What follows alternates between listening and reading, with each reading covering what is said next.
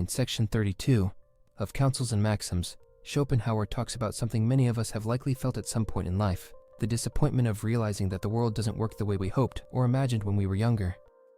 He starts by describing how, when a young person of noble character is starting out in life, they believe that human relationships are based on meaningful things like shared values, mutual respect, or common intellectual interests. In other words, they think people form connections because of who they are inside. But as time goes on, this idealistic view begins to crumble. Schopenhauer explains that most relationships, whether friendships, marriages, or even professional connections, are actually based on practical or material concerns. People align themselves with others because it benefits them in some tangible way, whether that's money, status, or social convenience. Most people, according to Schopenhauer, don't even realize that there could be any other basis for relationships. He points out that society judges people not by their personal qualities, but by external factors like their job, social position, or family background. Essentially, you're labeled by your role in life, and that's how people will treat you. What makes you you, your character, your talents, your intellect, rarely comes into the equation, unless it's convenient for someone else. And even then, the moment it becomes uncomfortable for them, they'll easily dismiss those personal qualities. Schopenhauer believes that the more someone possesses true inner worth, like strong moral character or intellectual depth, the less satisfied they will be with these shallow social structures. As a result, such a person will likely try to pull away from society, retreating from the world that values external appearances and material interests over who they really are. Why does society function this way? Schopenhauer says it's because life is full of suffering and need. People are constantly dealing with hardship, and so the main goal in life becomes finding ways to ease that suffering. This, he argues, is why social arrangements revolve around material concerns. They're about survival and alleviating misery, not about appreciating individual virtue or intellect. This perspective ties into Schopenhauer's broader philosophy, which often leans towards pessimism. He seems to be suggesting that if you're someone who values ideals like honesty, intelligence, and true connection, you'll end up feeling disappointed or even disgusted by the world, because it doesn't value those things in the way you hope. For Schopenhauer, the solution seems to be withdrawing from this disappointing reality, as he himself might have done in his personal life.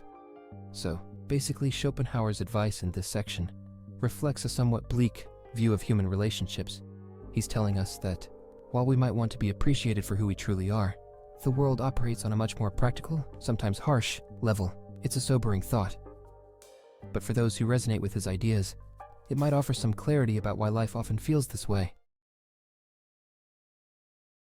In section 43 of Counsels and Maxims, Arthur Schopenhauer offers a unique perspective on being cheated. He writes, "Money is never spent to so much advantage as when you have been cheated out of it, for at one stroke you have purchased prudence." It's a short but thought-provoking statement that suggests that losing money to deception isn't entirely negative. Instead, Schopenhauer encourages us to see the experience as a learning opportunity. Being cheated can be seen as a transaction. What you lose in money, you gain in wisdom. This idea can be hard to digest at first. Nobody enjoys being taken advantage of or losing something valuable, but Schopenhauer wants us to shift our mindset. The money you've lost has, in a way, paid for a lesson. You now know more about the world, about how some people operate, and about your own ability to be deceived. This purchase of prudence is valuable because it equips you with the knowledge to avoid similar situations in the future. This approach reminds me of Stoic philosophy, particularly Epictetus. In one of his teachings, he says that if a servant steals from you, you should view the loss as the price of peace. Essentially, he argues that you shouldn't let yourself become upset over small material losses like a loaf of bread. What's more important is maintaining your inner peace and emotional balance. Schopenhauer takes a slightly different approach though. Instead of focusing on staying calm, he suggests that you've made a trade, your money for a better understanding of people's true nature. It's a more cynical view, but still offers a way to turn a negative experience into something beneficial. This concept can resonate with anyone who's experienced disappointment, whether it's being cheated financially or simply let down by someone. In life, losses are inevitable, and Schopenhauer offers us a practical way to deal with them. Rather than dwelling on the pain or frustration, we can see these moments as stepping stones toward becoming wiser and more aware.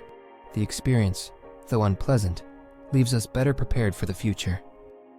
So basically, this is a reminder that life's tough moments often come with valuable lessons.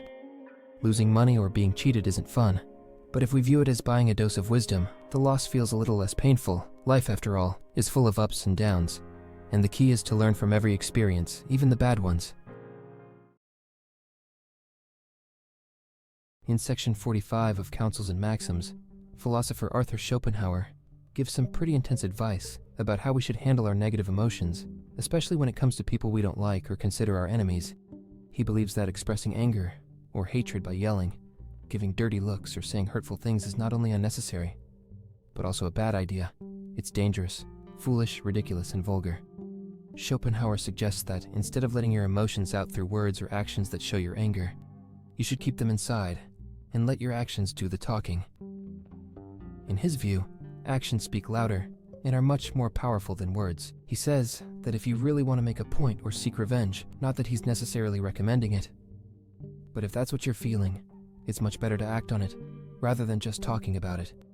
Venting your emotions out loud, according to him, weakens their impact. He uses the metaphor of cold-blooded animals like snakes, whose bite is poisonous. These animals are calm and don't waste energy on showing emotions, but when they strike, it's deadly. Schopenhauer is basically saying that if you truly want to be effective in dealing with an enemy, you should be like a cold-blooded animal, calm, controlled, and only striking when the time is right. Showing your anger too soon or too easily gives away your power and makes you seem out of control. In short, his advice is, don't talk about revenge. Act on it if it's really necessary. But in reality, it's better to let things go and not waste your energy on anger or revenge at all. Schopenhauer seems to be encouraging us to choose our actions wisely and not let our emotions control us. In section 41 of Counsels and Maxims, Schopenhauer shares his advice on handling liars. Here's what he suggests. If you suspect someone is lying to you, act as if you believe everything they say. This approach will encourage the person to continue, becoming increasingly assertive in their falsehood. Eventually, they may go too far and reveal their dishonesty. Similarly, if someone is trying to hide something from you but isn't doing it completely, show disbelief even in the part of the truth they've let slip. This reaction will frustrate them, and, in an attempt to prove you wrong, they may reveal more than they intended. Schopenhauer argues that opposing their partial disclosure can provoke them to unleash the full truth. Essentially, there are two tactics here for dealing with deceit. First, by pretending to believe a liar, you can push them to overextend themselves, ultimately exposing their lie. Second, if someone is holding back information but has let a bit slip, acting skeptical will anger them and compel them to reveal even more. In both cases, Schopenhauer highlights the way human social behavior works. People want to be believed, and when they're met with disbelief, they often respond by trying harder to assert their case, which can inadvertently lead to their downfall. It's a strategy that plays on the liar's desire to be convincing, using their own impulses against them. This advice also touches on earlier themes in Schopenhauer's work, about the wisdom that comes with being calm, rational, and unfazed by passion. Someone who lacks this composure may betray themselves when faced with opposition. Some of the most intelligent or noble-minded people often lack basic social skills or practical knowledge about everyday life, especially when they are young. This phenomenon is commonly represented by the fictional, absent-minded professor. These characters, though brilliant in their field of expertise, often struggle with the simple tasks of daily life. This is a widespread idea seen in many stories and examples. One of the earliest examples of this is Thales of Miletus, a Greek philosopher who was so caught up in his philosophical thoughts while gazing at the stars that he failed to notice the well in front of him and fell into it. The German philosopher Schopenhauer also noticed this tendency in geniuses. He observed that people with extraordinary minds often become disconnected from the practical realities of everyday life because they are preoccupied with bigger questions about the world and existence. Schopenhauer explains that geniuses view the world from a bird's-eye view. Instead of focusing on everyday concerns like gossip, small talk, or social etiquette, they are drawn to grand, overarching questions about life. This broader perspective means they often don't see the details that others focus on. Ordinary people, or what Schopenhauer calls commoners, only see the world from their own limited viewpoint. They are focused on their immediate concerns and cannot rise above their own experiences to see the bigger picture. This difference in perspective creates tension between people of great intellect and the average person. A genius, by their very nature, often judges others by their own high standards, which can lead to disappointment or misunderstanding. Schopenhauer believed that, because of this gap, highly intelligent people are often better off alone. Schopenhauer was quite critical of ordinary people, whom he described as shallow and distracted by trivial matters. He felt that most people do not think deeply about life or the mysteries of existence. His writings were aimed at an audience of similarly gifted individuals, offering advice on how to deal with those who don't share the same intellectual depth. For instance, Schopenhauer advises that when encountering ignorance or pettiness in others, instead of getting frustrated, one should view it like a scientist discovering a new specimen. This detached approach helps avoid emotional upset and allows the genius to continue their path without being hindered by the shortcomings of others. Great thinkers, Schopenhauer suggests, are like eagles that build their nests high up, away from the distractions of ordinary life. Not everyone can be a philosopher, poet, or scientist, and even fewer people can excel in these fields. However, Schopenhauer believed that simply being interested in deeper, more transcendent subjects sets you apart from the common person. Interestingly, another philosopher, Nietzsche, shared Schopenhauer's disdain for ordinary people, but for different reasons. Nietzsche's critique focused more on the morality of the masses, which he felt was driven by a herd mentality, while Schopenhauer's focus was on intellectual superiority.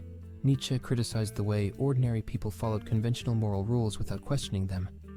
So, basically, Schopenhauer believed that geniuses are often out of touch with daily social realities because their minds are focused on grander questions about existence. He saw this disconnect as a natural consequence of intellectual greatness and advised that those who think deeply should not let the limitations of others bother them. Instead, they should remain detached, focusing on their own intellectual growth and staying above the distractions of the everyday world.